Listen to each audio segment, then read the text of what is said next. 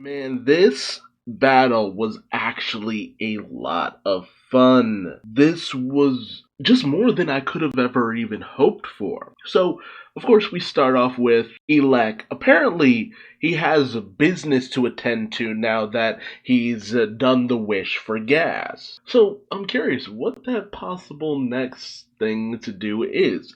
He must have a plan in place because a lot of people keep saying that he must have traded away Gas's time in order to make him powerful. That makes sense, but I mean that feels like a waste of an investment for a businessman to just be like, okay, well, he's got a couple of years left. We'll use that as best we can, and that'll be the end of it. Like, that seems like a very poor investment. So I have to believe that Elect has something up his sleeve to maybe preserve Gas's life. Meanwhile, Maki and Oil trying to beat down Monaito to find out where Vegeta went, not knowing that Vegeta had grabbed the Senzu bean from his armor and had given it to Granolah. Granolah eats it, he's fully restored, much to his shock. I don't blame him for being taken off guard because it's just like, well, the friggin' bean did this, the fuck? But Granolah gets in between Maki and Oil going after Monaito easily just force pushes them away. Gas sees this, sees that Granolah is back up and action. He's just like, how? And Monaito hands over Oatmeal to Granolah, who Oatmeal's a little miffed about Granolah getting caught up in his feelings and throwing Oatmeal away, but Granolah does make it known to Oatmeal that he really does need Oatmeal's help in that, because Oatmeal is able to analyze things and really help Granolah out in combat, which we see later on in the chapter. And so now, fully restored to his really kick-ass steampunk-looking design, Granolah fully powers up, and he tells Gas, "Come at me, bro, I'm ripped." And again, I really do just love Gas's whole energy weapon creation thing. It reminds me of the one chick from the Tournament of Power who created energy weapons. And it's not like we've never seen other characters do it before. It's just that she probably did it in the most versatile way. Yeah, Kawe from Universe 4. Yeah, she would shift around her weapon on the fly, creating hammers, spears, all this kind of stuff. Which, I mean, at best, we usually saw energy swords from other people or the scythe that Goku Black made. And even in terms of the Dragon Ball Super manga, Belmod made like energy playing cards. But Kawe was still the most versatile with her energy creation weapon, and it's kind of to the same degree almost that we're seeing from Gas. It almost makes me wonder if like they're part of the same species and that's why they can do it. Or maybe even it's possible that Gas is like an alternate version of Kawe. Although the skin tone doesn't completely match up, so maybe I'm barking up the wrong tree, but Gas creates like these shields on both of his wrists, like similar to like when if you've seen Infinity War when Captain America got those two Wakandan shields that he had on both of his hands, and then they go at it, and the choreography, man, Toyo Taro, dude. He is really been bringing it with some amazing choreography and fights. And a lot of that just comes from the cool abilities that Granolah and Gas show off. Gas goes in for a right hook strike with his shield hand. Granolah goes in attack which looks like he's shooting from his hip, but Gas blocks with his shields, and then he goes in for another attack, and then he goes in with a spear attack, which Granolah manages to parry, takes the energy weapon and knocks Gas away with it, and then Gas brings out these energy kunai, friggin' weeb over here, throws it at Granolah. Granolah easily knocks them aside, and I love the in-fight banter banter between Granolah and Oatmeal, where Oatmeal's just like, your heart rate is elevated, calm yourself and you'll be good. And Oatmeal also warns Granolah that Gas has manifested a giant iron ball right above Granolah and is gonna slam it down. Granolah manages to catch it, but Gas then tugs on it and it explodes in like a smoke screen. And Oatmeal does an analysis and notices that there are several kunai projectiles all coming in on Granolah from every side. It's like some Dio Brando shit from JoJo when he stops time and just throws all the knives around Jotaro.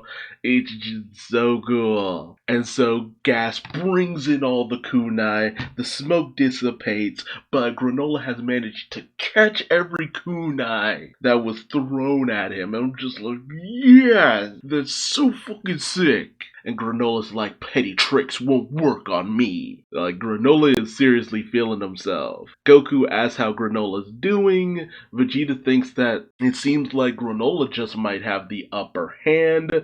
Gas then manifests claws like Vega from Street Fighter, but on both of his hands. He's doing the full Wolverine, basically. But Granola's parrying him at every single turn. Granolah goes in for a kick, but Gas blocks with a shield, and then he manifests a lance, tries to go in, but before he can even throw the lance, Granolah is right in on him and knocks him back into a tree. And Oil is just like, how is he getting beaten? And Maki, I love the look on her face because it's just like she knows something's up. That it don't make no sense. Vegeta thinks that because Gas only just got his power, he doesn't know how to fully tap into it, just like how Granolah had a bit of a rough start getting up to his full power. Gas then manifests what is it called? Like a Symar? A Sizemar? Like one of those big, broad, curved bladed sword. And he tries to cut Granolah, but Granolah kicks him away. Vegeta thinks that Granolah has it in the bag. Goku wonders why why Gas is sticking to creating energy weapons because it doesn't seem to really be doing him any good. Vegeta thinks that since it doesn't seem to be working out so well, it must be something he just got from his obtaining of ultimate power, just like how Granolah just seemed to have skills out the wazoo without really having trained for them. He just now has those really high level abilities. But Monaito lets them know, no, Gas has always had the ability to manifest weapons. And that's the big clue as to why Gas is losing this, as Gas creates these friggin' giant shurikens, like the Windmill of Shadows, and, has them, like, on his wrist, just twirling them around, tries to go in like with freaking Beyblades at Granolah. Granolah easily slaps the blades and kicks Gas right in the gut. But Granolah does question, why are you relying just on your arsenal of energy weapons? And Maki understands, it's just like, oh, it's an ego thing. He wants to beat Granolah with his own abilities.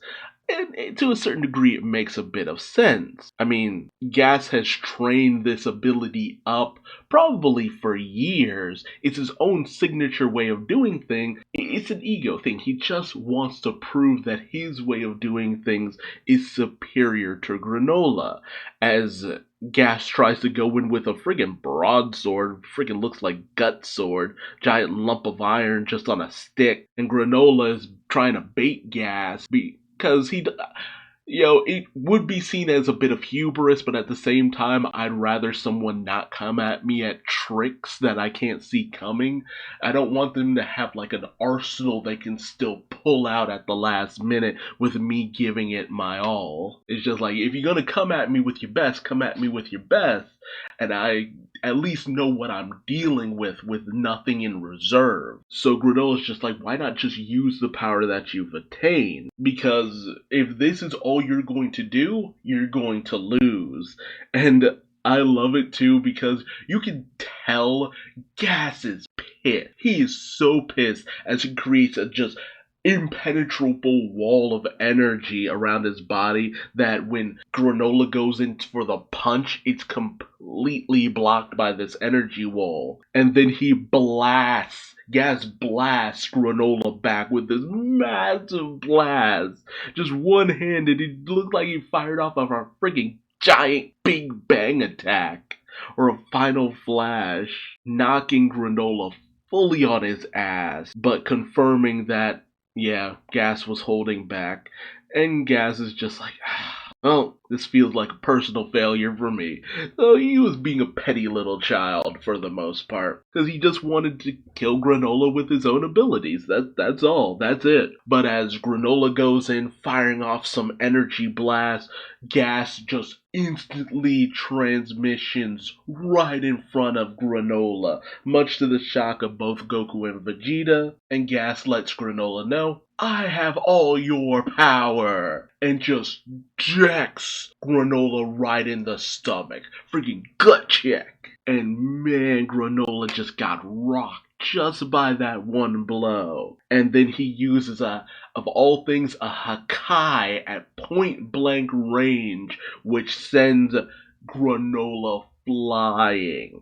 It has to be that Gas wasn't really going in for the kill because, I mean, Granolah, he gets up later on, but he felt that one. And Vegeta and Goku are just like, God dang, that was Hakai. Oh, he never needed those weapons. But Gas, now that he's starting to tap into that power that he has, he's just like, okay, I'm starting to understand what I can do. Granolah, though, his really sweet jacket has been destroyed, and you know it's serious as he just rips off the jacket, showing his black undershirt and all that, and honestly, he still looks pretty badass with just the black undershirt and the suspenders he has going on. And Granolah makes it known, yeah, taking you down was never going to be easy, but I still got plenty of fight left in me. And so they just start instant transmissioning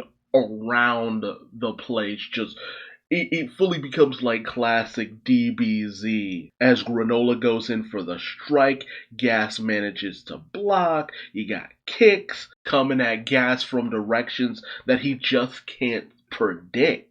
Like, Gas is taking some shots from Granolah and isn't able to counter them. Although I love that Goku feels some kind of way. It's just like, it really took me a while to learn that ability, and you guys are just using it willy-nilly. But whereas Granolah, he disappears, reappears, and manages to tag Gas. When Gas tries to do it, he misses. And even another time, Granolah actually manages to predict where Gas is about to show up and almost kicks Gas right in the face. Granolah even forces Gas to use his energy weapons again because he kind of gets intimidated by how Granolah just seems to always know where he is, and he's not too keen on the pounding he's taken. And Vegeta kind of realizes, while yes, it may seem like they're both making it seem like instant transmission is easy, Vegeta realizes that Gas's teleportations are really sloppy. Like, he's really clueless on where he really wants to go. And that's helping Granolah figure out where Gas is going to show up next. And Vegeta ultimately says that the thing that's going to make the difference for Granolah is the fact that he is more experienced with some of these abilities. All because of his showdown with Vegeta, which I like.